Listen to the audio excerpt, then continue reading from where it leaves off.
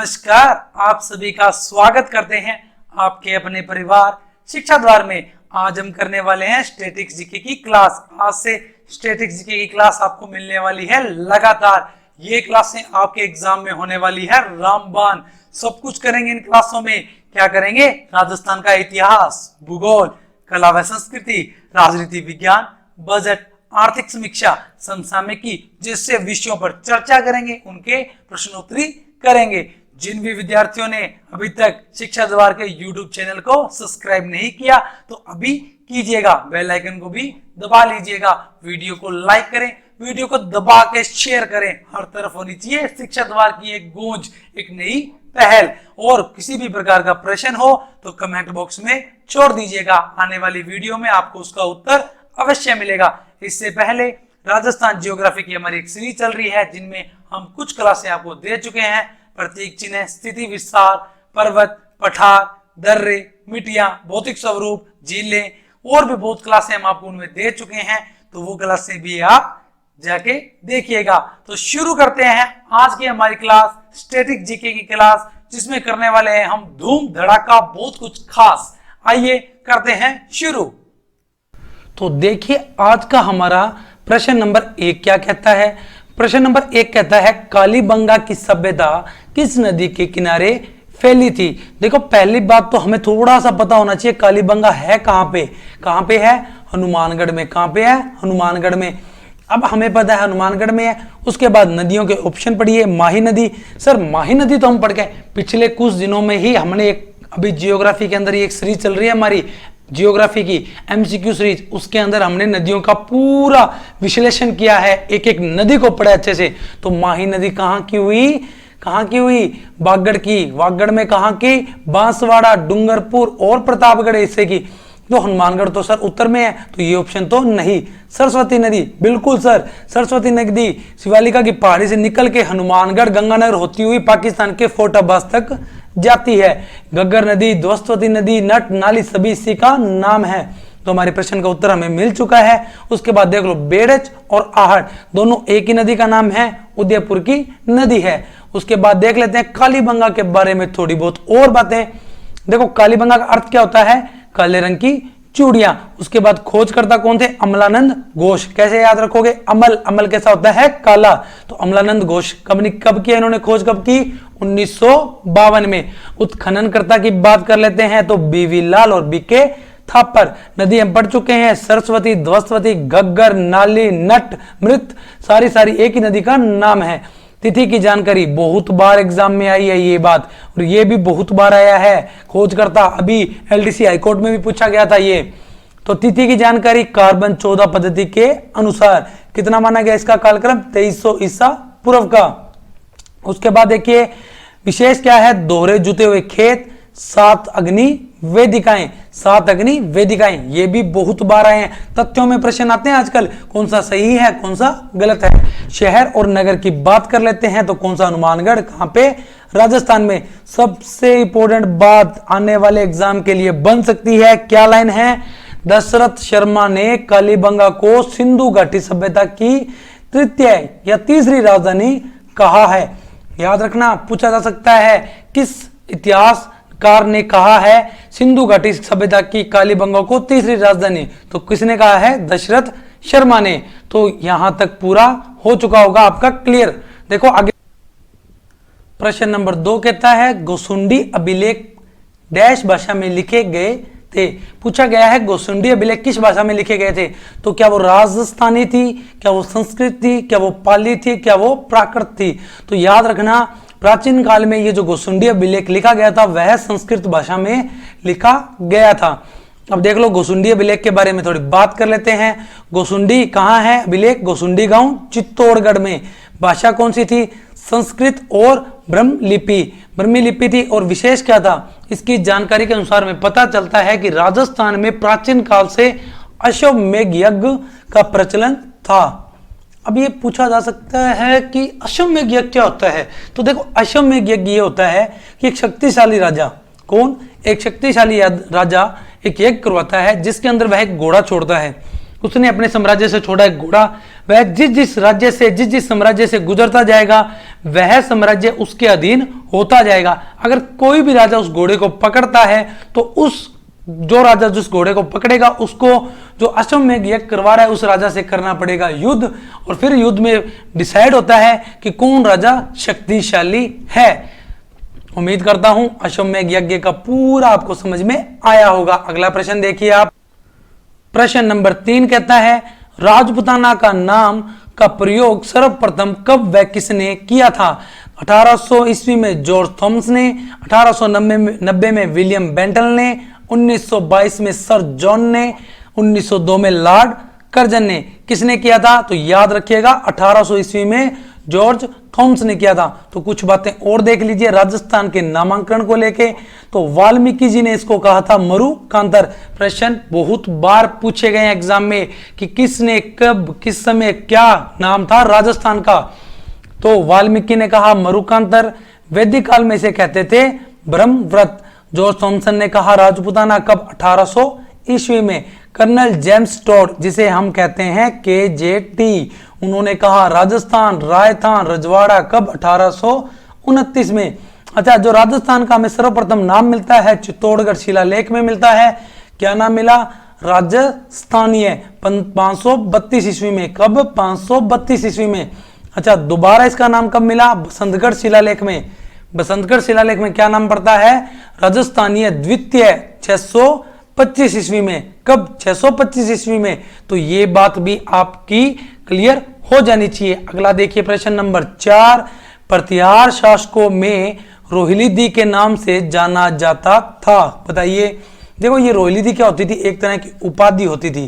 क्या होती? एक तरह की उपाधि होती थी। किस लिए दी जाती थी? विद्वान होने के कारण। किस लिए? विद्वान होने के कारण। तो ये किसे दी गई? रज्जिल, महिर भोज, हरिश्चंद्र और महेंद्र पाल। तो यह दी गई हरिश्चंद्र को। तो देखो हरिश्चंद्र जो है ना, ये देखो प्रश्न ये बन सकता है कि हरिश्चंद्र प्रतिहार वंश का संस्थापक कौन? हरिश्चंद्र। प्रतिहार वंश के मूल पुरुष कौन? हरिश्चंद्र। प्रतिहार वंश के आदि पुरुष कौन? हरिश्चंद्र। अच्छा, विद्वान होने के कारण को उपाधि दी गई रोहिल्दी की। कौन सी उपाधि दी गई? रोहिल्दी की। विद्वान होने के कारण उनको उपाधि मिली रोहिल्दी की। वही बात करते हैं अब रज्जिल की। तो मंडोर के गुज्जर प्रतिहारों राजवंश का संस्थापक।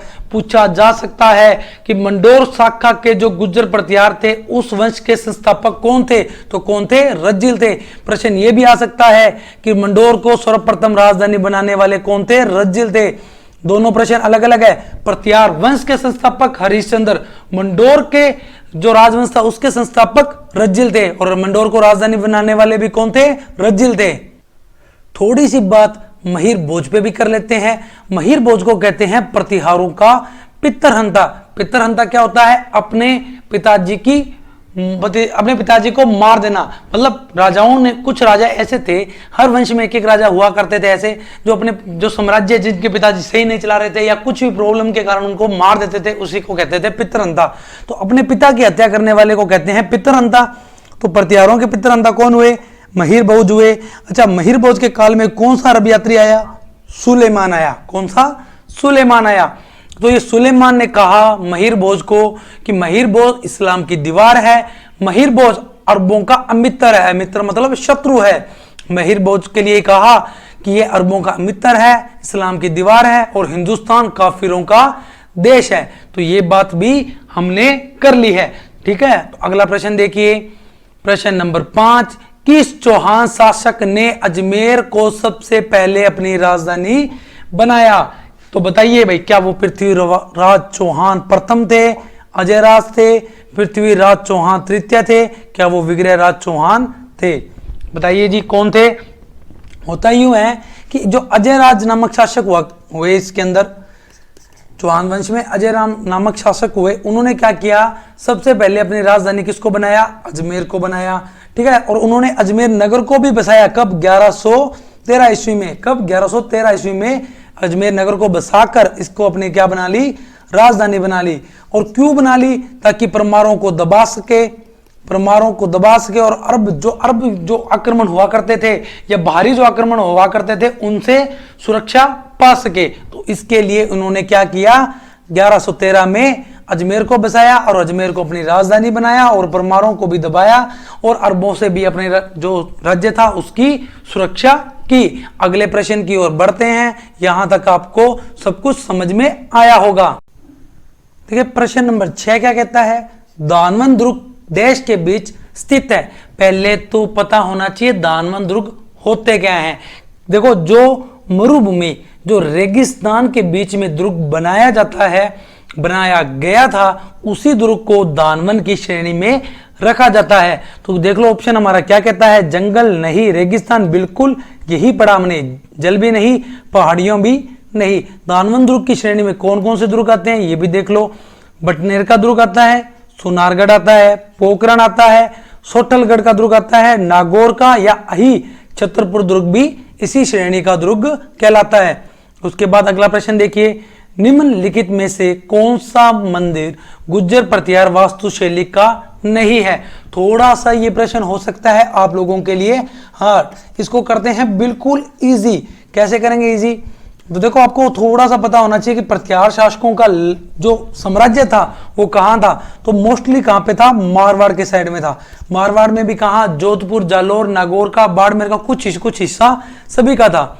तो इसी प्रकार देखते हैं हम किराडू का सोमेश्वर मंदिर, तो सर ये तो कहां पे हमारे बाड़मेर में है। तो बाड़मेर में बिल्कुल, मारवाड़ की बात करते हैं, बाड़मेर का हिस्सा आता है, तो बाड़मेर में तो हो सकता है गुज्जर प्रतिहारों की वास्तुशैली। ओशिया का सूर्य मंदिर ये कहां पे आया सर, ये तो जोधपुर में है, यहां भी हो सकता है।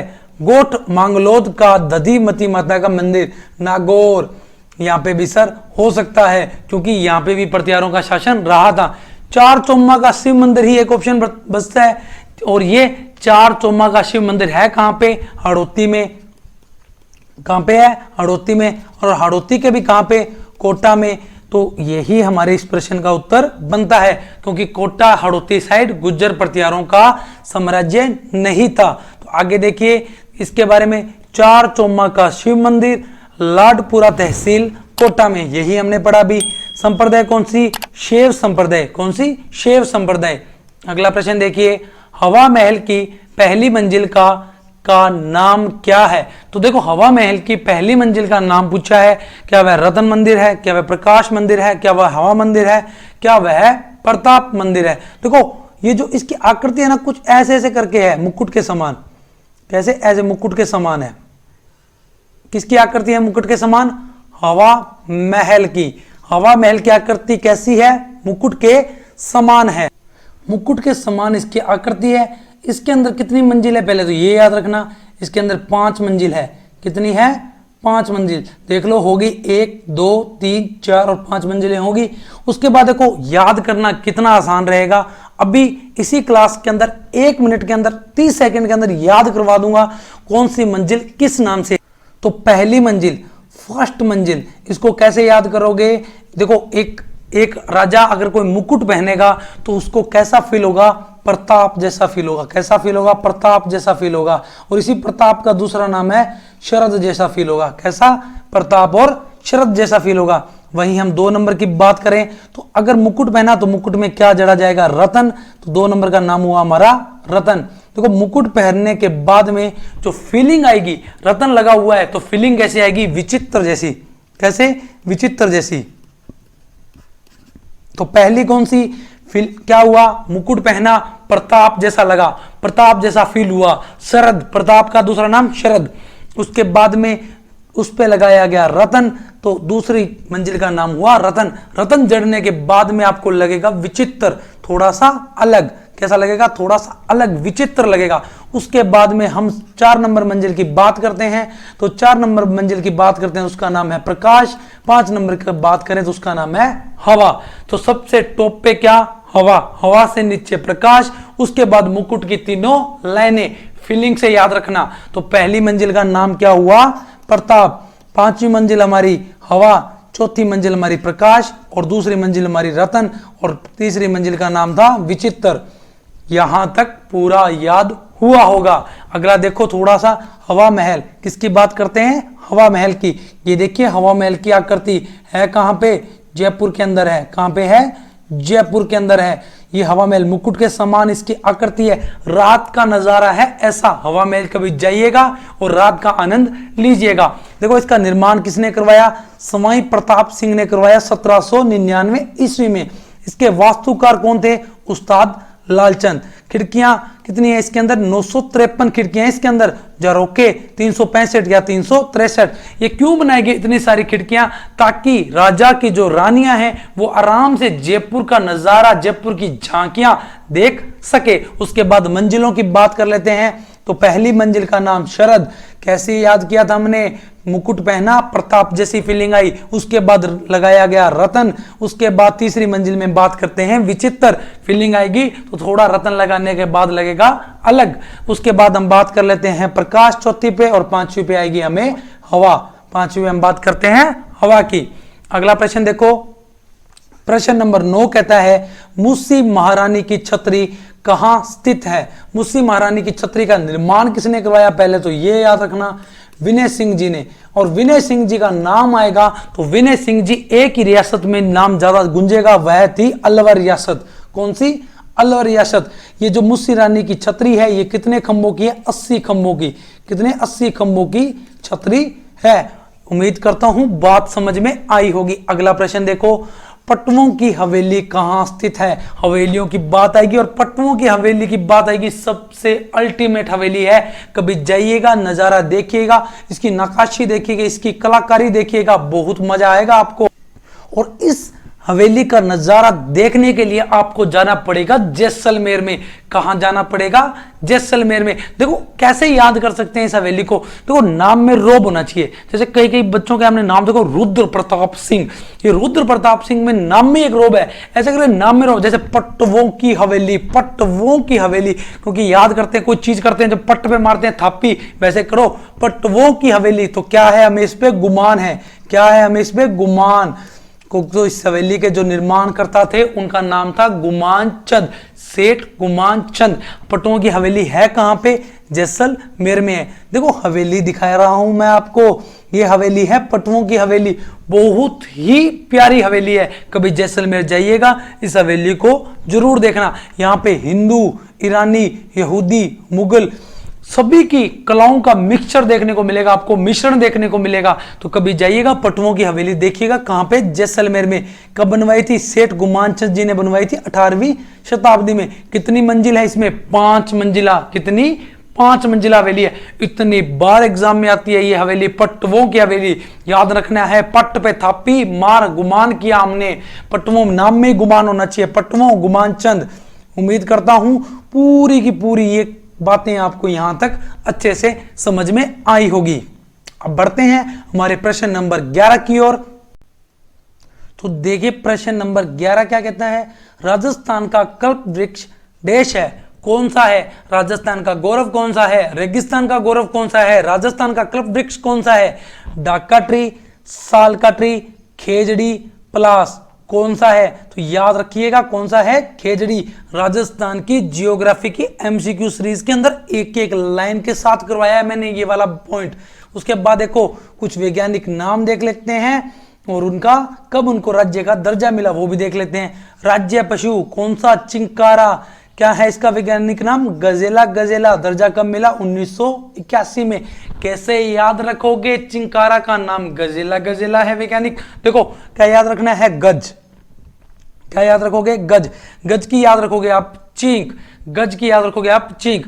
याद रखना आपने गज, गज से आपने याद रखना है चींक। तो गजेला, गजेला, चिंकारा हो गया हमारा राज्य पशु। पक्षी की बात करते हैं तो कोरोना आया था। क्या आया था? कोरोना। और कोरोना के अंदर था हमारा, हमने याद किया गोड को। किसको याद किया? गोड को।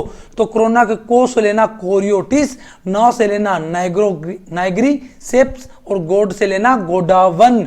कब मिला दर्जा? 1981 को। वही बात करते हैं राज्य वृक्ष की तो क्या है? खेजड़ी। वैज्ञानिक नाम प्रोसेपिस सिनेरियो। 1983 के अंदर। कैसे याद करोगे? राजस्थान का करो आप टूर। क्या करो? टूर। तो आपको देखने को क्या मिलेगी? खेजड़ी। किस में? प्रॉपर सीन में। प्रॉपर सीन में। प्रॉपर से मतलब प्रोसेपिस, सीन से मतलब सिनेरियो। 1983। राज्य वृक्ष, राज्य पुष्प की बात कर लेते हैं तो देखो कैसे क्या है, रोहिड़ा, टिक्का मेला, अडुलेटा 1983 में, 1983 में। कैसे याद करोगे, टिक्का मेला, किसी बच्चे को टिक्का मेलोगे तो वह क्या करेगा, रोएगा। तो टिक्का मेला, आडू लेटा, रोहिड़ा, अड्डा गेर, देखो बागड़ी बोलो, टिक्को मेल जो अड्डो गेर के बच्चों तो रोवेगो। तो टिक्का मेला, आडू लेटा, रोहिड़ा। प्रॉपर सीन, खेजड़ी, कोरोना से याद रखना, कोरियोटिस नैग्री, सेप्स, गोडावन। गज, गज मतलब हाथी, हाथी की चींख, चिंकारा। तो उम्मीद करता हूं पूरी बात यहां तक होगी याद।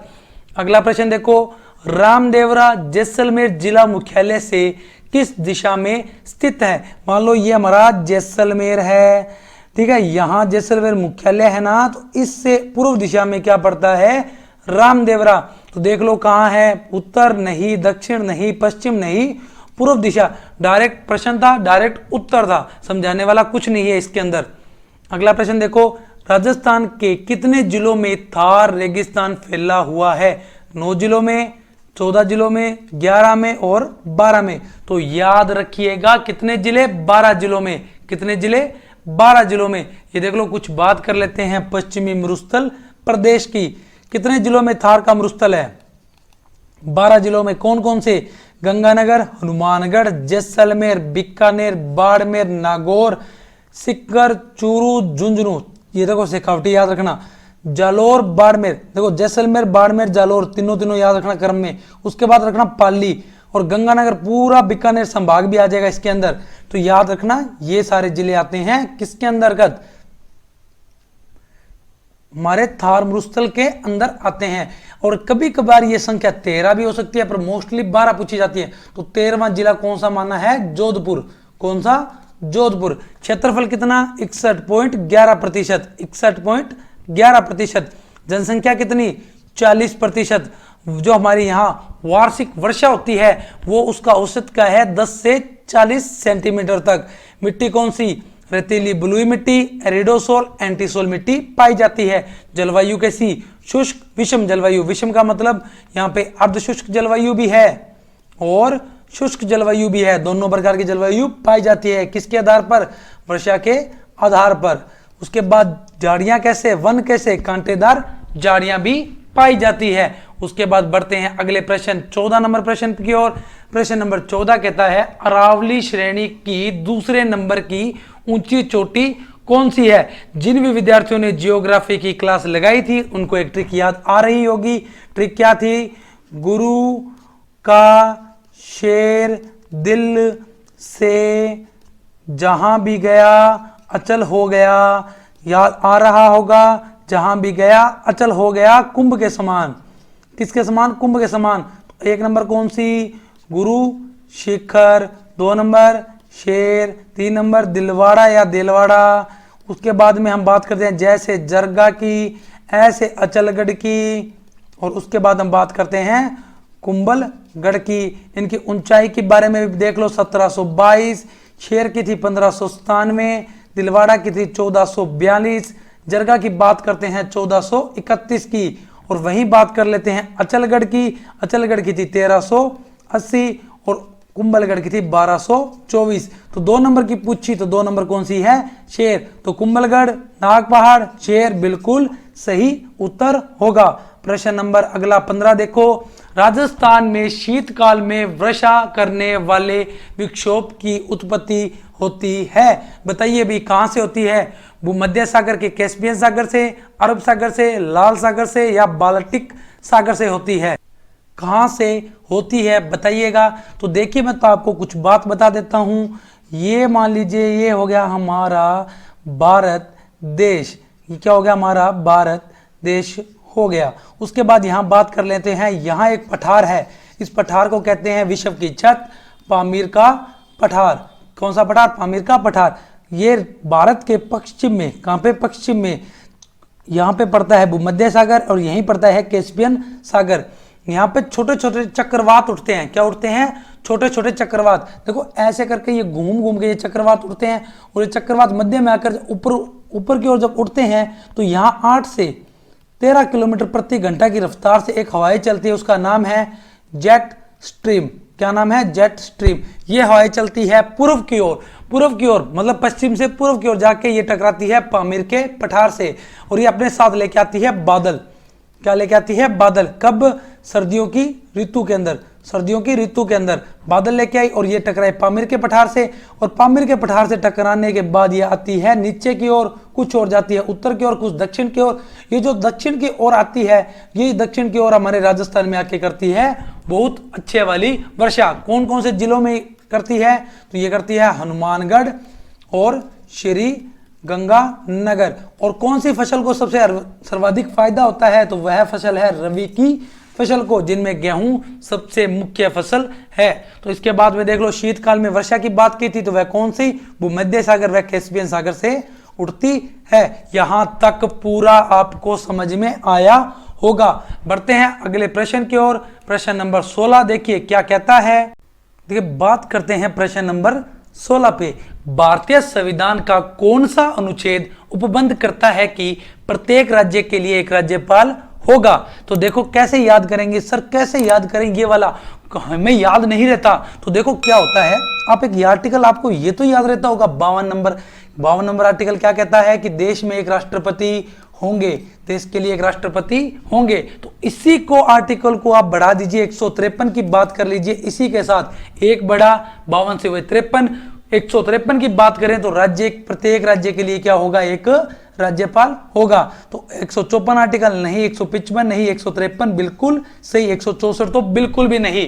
कुछ राज्यपाल से संबंधित आर्टिकल्स की भी बात कर लेते हैं। देखिए 153, प्रत्येक राज्य का एक राज्यपाल होगा। अच्छा, एक ना 7वां संविधान संशोधन, मैं कहता हूं बहुत जल्द आपको संविधान संशोधन की वीडियो भी दे दी जाएगी, और उसके साथ राष्ट्रपति और अपने राज्यपाल को भी एक कंपेयर वाली वीडियो भी दे दी जाएगी, जिससे कि आप आसानी से याद कर सकें। 7वें संविधान संशोधन 1956 के तहत 2 या 2 से अधिक राज्यों का एक ही राज्यपाल होगा। बात करते हैं 154 की, तो समस्त कार्यपालिका की शक्ति राज्यपाल में निहित होगी। उसके बाद बात करते हैं 155 की, राज्यपाल की नियुक्ति। वैसे राज्यपाल की नियुक्ति का ये जो कार्य लिया गया था, कहां से लिया गया? कनाडा से लिया गया।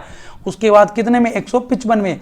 156 में बात करें कार्यकाल की, 157 योग्यता की, 158 शरत और 159 शपथ की बात करते हैं। उसके बाद देखिए हमारे वर्तमान के राज्यपाल कौन है, ये आप तस्वीर में देख पा रहे होंगे। हमारे राजस्थान के प्रथम नागरिक, हमारी महाशख्सियत कलराज मिश्र जी, ये राजस्थान के राज्यपाल के रूप में अभी है। तो देखो इनका जो सांसद का जो कार्यकाल था लोकसभा में, वो था 2014 से 2019 के बीच। इनका चुनाव क्षेत्र था देवरिया उत्तर प्रदेश। उसके बाद इनका जन्म देख लीजिए, सेंधपुर उत्तर प्रदेश के अंदर 1 जुलाई 1941 को। राष्ट्रीयता क्या है इनकी? भारतीय है बिल्कुल। राजनीतिक दल की बात करें तो यह है भारतीय जनता पार्टी से, और ये राजस्थान में नए राज्यपाल के रूप में 9 सितंबर 2019 को इन्होंने शपथ ग्रहण की थी। तब से लेके अभी तक इनकी ये कंटिन्यू है। उसके बाद अगले प्रश्न पे बात करते हैं। प्रश्न नंबर 17 कहता है कि राजस्थान में कितनी बार राष्ट्रपति शासन लगाया गया है? तो कोई बताएगा कितनी बार लगाया गया है? 7 बार, 2 बार, 6 बार, 4 बार? कितनी बार? तो ये लगाया गया है 4 बार। कितनी बार? 4 बार। तो देखो 4 बार कब कब? वर्तमान देखो राजस्थान में राष्ट्रपति शासन लगाया है कितनी बार? 4 बार। 1967 में, जब उस समय हमारे मुख्यमंत्री थे मोहनलाल सुखाड़िया जी। उसके बाद 1977 में 10 साल बाद लगा हरिदेव जोशी। 1980, 1992, 93 में भैरव सिंह शेखावत दोनों टाइम राजस्थान के मुख्यमंत्री के रूप में थे। कुछ बात और कर लेते हैं। वैसे अभी वर्तमान में चर्चित है, हमारी एक वीडियो आ चुकी है हमारे नए राष्ट्रपति श्रीमती द्रौपदी मुर्मू जी के बारे में। हम आप उनके बारे में पूरी वीडियो आपको दे चुके हैं। भारत की प्रथम आदिवासी महिला राष्ट्रपति, पूरी वीडियो आपको उसके बारे में पूरी जानकारी के साथ में उनके बारे में हम आपको वीडियो दे चुके हैं। वे वीडियो भी आप जाके देखिएगा। उसके बाद देखिए अभी चर्चित ये बात भी आप देखना, हमारे भारत के नए उपराष्ट्रपति कौन है? जगदीप धनखड़। जगदीप धनखड़, ये देखो दैनिक जागरण के अंदर भी आया हुआ है। उपराष्ट्रपति चुनाव के बड़े अंतर से जीते जगदीप जी धनखड़ साहब। कहाँ के हैं वैसे? ये राजस्थान के हैं। कहाँ के हैं? राजस्थान के हैं। द हिंदू में भी देख सकते हैं आप, Jagdeep Dhankhar is new vice president of India. बढ़ते हैं आगे, जगदीप धनखड़ जी के बारे में भी थोड़ा सा देख लेते हैं। इनका जन्म 18 मई 1951 को, जाति से ये जाट हैं। जन्म स्थान इनका किठाना झुंझुनू राजस्थान में है। इनकी शिक्षा राजस्थान विश्वविद्यालय जयपुर से, विज्ञान में स्नातक है, LLB इन्होंने की है। इन्होंने करियर की शुरुआत 1979 में 1979 काउंसिल ऑफ राजस्थान में एक अधिवक्ता के रूप में की थी। किसके रूप में की थी? काउंसिल ऑफ अधिवक्ता के रूप में इन्होंने की थी। उसके बाद हम आगे की ओर बढ़ते हैं। देखिए 6 अगस्त 2022 को भारत के 14वें नए उपराष्ट्रपति के रूप में इन्होंने शपथ ग्रहण की है। विपक्षी उम्मीदवार कौन थे? मार्गरेट अल्वा जी, जो कि 346 मतों से हार चुके हैं। उसके बाद वर्तमान में जो हमारे उपराष्ट्रपति थे श्री वेंकैया नायडू, जो उनका कार्यकाल 10 अगस्त को भी समाप्त हो चुका है। उसके बाद ये हमारे नए उपराष्ट्रपति आपको मैं बता चुका हूं। नए राष्ट्रपति के बारे में भी हम जिक्र कर चुके हैं। बढ़ते हैं थोड़े अगले प्रश्न की ओर। अगला प्रश्न कहता है कमलकांत वर्मा राजस्थान के पहले थे। तो बताइए जी, कमलकांत वर्मा राजस्थान के पहले क्या थे? तो देखो, राजस्थान के पहले राज्यपाल की बात करें तो वो थे गुरुमुख निहाल सिंह। गुरुमुख निहाल सिंह। मुख्यमंत्री की बात करें तो वो थे हीरालाल शास्त्री जी। हीरालाल शास्त्री जी। उसके बाद मुख्य न्यायाधीश की बात करें, हाई कोर्ट के जज की बात करें, चीफ जस्टिस की बात करें तो वो थे कमलकांत वर्मा जी। उसके बाद उप मुख्यमंत्री की बात करें तो वो थे टिक्काराम पालीवाल। ये बातें भी आप याद रखिएगा। उसके बाद थोड़ी सी बात और कर लेते हैं। हाई कोर्ट, हाई कोर्ट की हमारी प्रधान पीठ कहां पे है? जोधपुर में है। खंडपीठ की बात करें तो कहां पे है? जयपुर में है। स्थापना कब हुई? 29 अगस्त 1949 को हुई। उसके बाद कौन से आर्टिकल के अंदर आता है? तो 214 नंबर आर्टिकल में आते हैं। वर्तमान में हमारे चीफ जस्टिस कौन है? तो वो है SS शिंदे। कौन है? SS शिंदे। और भारत के बात करें तो है उदय उमेश ललित। ये भी आप बात याद रखिएगा। अगला प्रश्न देखते हैं प्रश्न नंबर 19। क्या कहता है? राजस्थान के नौकरशाह संगठन का प्रमुख कौन है? नौकरशाह संगठन का मतलब पता है क्या हुआ? शासन सचिवालय। क्या हुआ?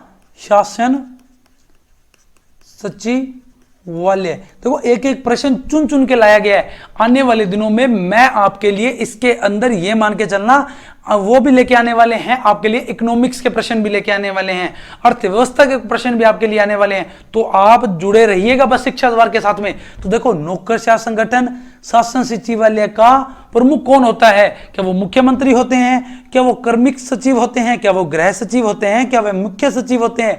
बिल्कुल, वह मुख्य सचिव होते हैं। कौन होते हैं? मुख्य सचिव होते हैं। कुछ बातें मुख्य सचिव के बारे में भी कर लेते हैं। देखिए आपके सामने, शासन सचिवालय और नौकरशाह संगठन के प्रमुख कौन हुए? मुख्य सचिव। वर्तमान में हमारे मुख्य सचिव कौन है? उषा शर्मा। उसके बाद देखो, इसकी नियुक्ति कौन करता है? मुख्यमंत्री। राज्य प्रशासन कैसे कहते हैं? King ping. क्या कहते हैं? King ping. क्योंकि ये नीति निर्माण में, प्रशासकीय नेतृत्व में सर्वाधिक महत्वपूर्ण भूमिका का निर्वहन करता है। ये देखो, इंपोर्टेंट मार रहा हूं मैं, वीडियो प्री का प्रश्न है ये। शासन सचिवालय की स्थापना कब की गई? अप्रैल 1949 में की गई। बहुत खास था, तभी तो प्रश्न में आया। तो एक एक प्रश्न छांट छांट के लिए लेके आ रहे हैं आप लोगों के लिए। अगला प्रश्न देखो, निम्न में से कौन सा कार्य कलेक्टर का नहीं है? बताइए भाई, कौन सा कार्य कलेक्टर का नहीं है? भू राजस्व का एकत्रीकरण। भाई ये वाला तो सर, भू राजस्व का एकत्रीकरण तो कलेक्टर का प्रमुख कार्य है, क्योंकि भूमि सुधार, भूमि प्रबंधन और भूमि का अधिग्रहण करना ये इससे संबंधित है। ये तो प्रमुखकरण कार्य हुआ। उसके बाद कानून व्यवस्था का रख रखाव, जी सर ये भी बहुत मुख्य कार्य है। और आयकर का एकत्रीकरण करना नहीं सर, ये वाला इसका काम नहीं है, ये तो राजस्व विभाग का काम है। किसका? राजस्व विभाग का काम है। और भू दस्तावेजों का रख रखाव, बिल्कुल ये कार्य भी इसी का ही है। किसका? कलेक्टर का। और देखिए, अभी मान लो आपके शहर के अंदर प्राकृतिक आपदा आ गई, तो कलेक्टर और जिलाधीश, जो कलेक्टर और हमारे जो मुख्य न्यायाधीश है वहां के, वो मिलकर कार्य करेंगे। अगर आपके वहां पे कोई निर्वाचनों से संबंधित, जैसे संसद के, विधानसभा के, उनको सुचारू रूप से चलवाना है, तो इसका जो मुख्य कार्य रहेगा ना, मुख्य दायित्व रहेगा, वो जिलाधीश के पास रहेगा, मतलब जिला मुख्य न्यायाधीश के पास रहेगा। तो ये वाली बातें आप याद रखिएगा। तो देखिएगा प्रश्न नंबर 21 क्या कहता है।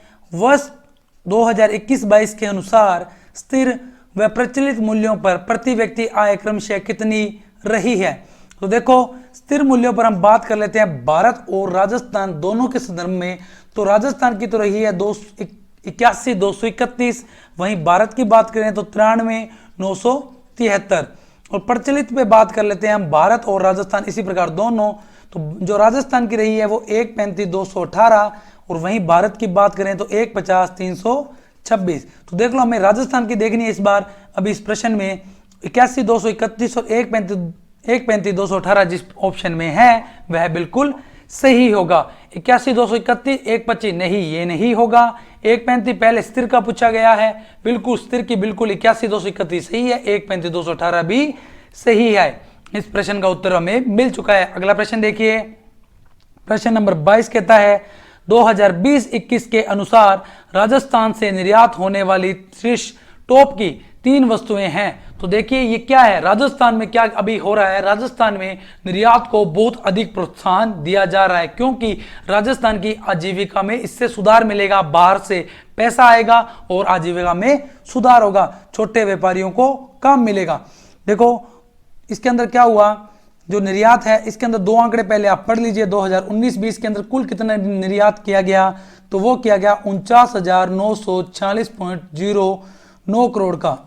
उसके बाद देख लीजिए एक आंकड़ा और आप 2020-21 में, ये पूछे जाएंगे 20-21 वाला तो बिल्कुल रट लेना आप, 52,764.31 करोड़ का निर्यात किया गया। ये वाली बात आप याद रख लेना, 52,764.31 करोड़ का निर्यात किया गया।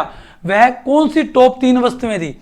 देखो टॉप 3 की बात करें ना तो सर्वाधिक किया गया इंजीनियरिंग में, कितना 14 पॉइंट, ये देखो ऑप्शन नंबर 2 में हम देखते हैं सर्वाधिक इंजीनियरिंग 14.75 का। उसके बाद किया गया 11.76 का, किसमें किया गया, हस्तशिल्प में। कपड़ा किया गया 10.86%। उसके बाद किया गया 10.01%, किसमें किया गया, धातु के अंदर। तो ये वाली बात भी आप याद रखिएगा। यहाँ पे कुछ दिए गए हैं स्लाइड के अंदर, देखो इंजीनियरिंग 14.75% का निर्यात, हस्तशिल्प में 11.76 का, वहीं 3 नंबर पे कपड़ा यहाँ दिया गया है 10.86% का, धातु 10.01% का, रसायन के संबंध में 9.51% का, आयामी संगमरमर पत्थर ग्रेनाइट अब्रक के अंदर 7.73% का, जवाहरत और आभूषण के अंदर 7.71% का, कृषि व खाद के अंदर 7.09% का, और अन्य की बात करें तो 20.58% का निर्यात किया गया है। प्रश्न नंबर 23 देख लेते हैं। एक भयंकर अकाल जो राजस्थानी लोगों में छपनी अकाल के नाम से जाना जाता है वह कब पड़ा। छपनी अकाल याद रखना कब पड़ा, विक्रम संवत 1956 में पड़ा, विक्रमी संवत 1956 में पड़ा। पर हम बात कर रहे हैं अभी सन की, तो 57 इसमें से घटा दीजिएगा तो सन आता है हमारा 1899 या 1900 ऑप्शन के अकॉर्डिंग। तो 1899 1900 में हमारा पड़ा छपनी अकाल। कुछ अकाल के बारे में देख लो। राजस्थान में पड़ने वाले अकाल, पंचकाल 1812 से 13 के मध्य, सहसा बदुसा काल 1842 से 43 के मध्य। विक्रमी संवत की बात करें 57 बढ़ा दीजिएगा 1899 या 1900। छपनिया काल 1899, विक्रमी संवत 1956। चालीसा काल 1983 के अंदर। त्रिकाल मतलब त्रिकाल का मतलब हुआ जहां पे अन्न जल चारे तीनों चीज का अभाव था। कब पड़ा, 1987-88 में, 2003 विक्रमी संवत में। मैक्रो डाउट अकाल कब, 2003, 2002 और 2003 के अंदर। अगला प्रश्न नंबर 24 क्या कहता है, देखिए। काराकोरम रेंज की कांगयात से 2 चोटी पर तिरंगा फहराने वाले अशोक चौधरी का संबंध है। ये बिल्कुल अशोक चौधरी लेटेस्ट, बिल्कुल अभी का प्रश्न है, ये लेटेस्ट प्रश्न है बिल्कुल। अशोक चौधरी का संबंध वैसे राजस्थान से है। राजस्थान के किस जिले से है, तो याद रखिएगा जयपुर जिले से है। सीधा प्रश्न सीधा उत्तर। प्रश्न नंबर हमारा आज का प्रश्न, अंतिम प्रश्न देखिए। देखो बजट की वीडियो आपको मिल चुकी है फ्राइडे स्पेशल के अंदर। तो देखिए बजट के बारे में ये एक प्रश्न आया, वहां हमने बजट में थोड़ा सा पढ़ा भी था। इसके लिए राजस्थान का पहला जेंडर बजट कब प्रस्तुत किया गया? तो कब प्रस्तुत किया गया? 2012-13 में किया गया। राजस्थान का पहला कृषि बजट 2022-23 में, ठीक है। राजस्थान का अब जो बजट आया वो आया 23 फरवरी 2022 को आया। और एक बात और रखिए, राजस्थान का पहला पेपरलेस बजट कब आया? तो 2021-22 में आया। तो कुछ बजट से संबंधित ये बातें भी आप याद रखिएगा। उम्मीद करता हूं स्टैटिक्स जीके की क्लास में आपको बहुत मजा आया होगा। अपना प्यार स्नेह बनाए रखना, ऐसी क्लासें आपको और मिलने वाली है, बहुत मिलने वाली है। हर एक चीज करने वाले हैं, पढ़िए, उसके बाद आप पे यहां पे आके अपना आंकलन कीजिएगा। स्टैटिक जीके के साथ साथ में अपने आज करंट के भी बहुत सारे प्रश्न पढ़ चुके हैं, जैसे मुख्य सचिव, राष्ट्रपति, उपराष्ट्रपति, हमारे चीफ जस्टिस भारत के, राजस्थान के, बहुत सी चीजें इसके साथ साथ में करते हुए चल रहे हैं। आप ये क्लासें देखते रहिए, बहुत सुपरफास्ट क्लासें होने वाली है आपके लिए। एग्जाम की दृष्टि से रामबाण 100% है। देखो क्लास के साथ लगातार जुड़े रहिएगा, यूं ही प्यार बनाए रखिएगा। और अभी आने वाले दिनों में आपको बहुत कुछ और भी खास मिलने वाला है। योजनाएं लेके आ रहे हैं जल्द आपके लिए, एक एक योजना का एक एक बात, एक एक लाइन के साथ में आपको बताएंगे योजना के बारे में। अच्छा, उसके साथ में आपको शिक्षा द्वार के YouTube चैनल पे द्रौपदी जी मुर्मू के बारे में भी बता दिया गया है। वहां पे आपको राजस्थान जियोग्राफी की क्लास दे दी गई है, और उसी के साथ में आपको अभी बजट की क्लास भी मिल चुकी है। तो उन क्लासों का भी जाइए, अध्ययन कीजिए। एग्जाम में भरपूर, मैं क्यों, भर भर के प्रश्न आने वाले हैं इस बार शिक्षा द्वार से। तो यूं ही साथ बने रहिएगा, हमारे चैनल को सब्सक्राइब कर लीजिएगा, वीडियो को लाइक कीजिएगा, वीडियो पे कमेंट कीजिएगा और वीडियो को दबा के शेयर कीजिएगा। मिलते हैं नई वीडियो के साथ में जल्द ही, तब तक के लिए स्वस्थ रहें, मस्त रहें, पढ़ते रहें। जय हिंद, जय भारत।